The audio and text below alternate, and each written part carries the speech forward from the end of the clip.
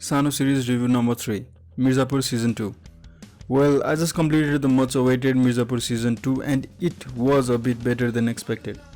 While it had some flaws, but the improvement over the first season was significant to the overall vibe of the show. All in all, I liked this season more than the earlier, so let's discuss it. Let's flush out the negatives first. Pacing. As audience, we were hooked on to the second season with a passion of revenge for Bablu and Sweetie after the explosive season 1 finale.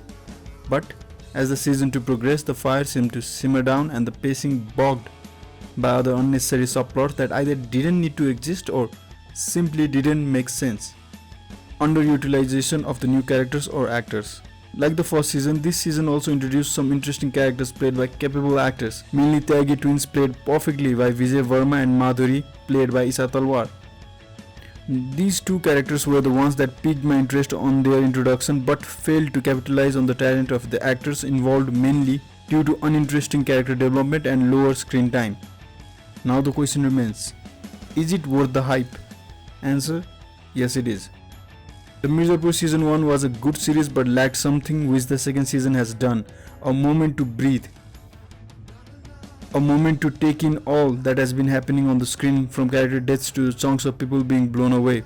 After the epic season 1 finale, where I initially thought that Bablu would survive being the reluctant king hero type character, the show turned the camera to Bablu and said fuck it and blew his brains out, ending with Tripathis taking over everything, if you know what I mean.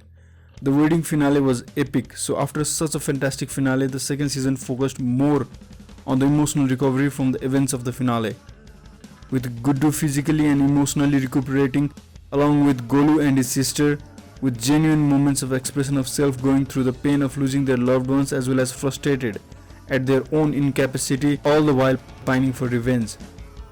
This season, the show grew for me, even though got slowed down during later episodes by unnecessary roadblock, but moments like Guddu expressing to Golu how he wanted to hug his mother and cry out his feelings to genuine anguish at the horror that has befallen to everyone around him due to him. Ali Faisal flexed his dramatic chops this season, along with always perfect Pankaj Tripathi, who swore more this season, Divyandu, who was a treat as the gamer Munna Vaiya.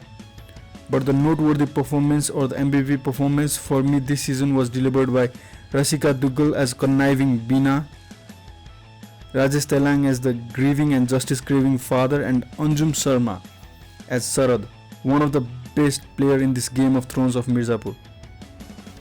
But I was disappointed at, as stated earlier, the underutilization of Vijay Verma and Isha Talwar, but mostly I am disappointed at the character development, or should I say under development of the character Lala, played by Anil George, who I thought after the finale would be one of the key players, but was near absent this season, and whenever he was on screen he was forgettable. Anyways, all in all, it was a good and better season than season 1, with equally hilarious and memorable dialogues and moments, along with beautiful imagery, and lastly, the epic finale deaths. It is quite a treat, and after such a finale, let's see where the show will go now. That's it for today, and if you enjoyed this video, please spank that subscribe button for more upcoming similar videos, and also check out the videos that will appear at the end of this video. Thank you for listening, and it's been a pleasure as always. Khayal rakh apno. So bye now.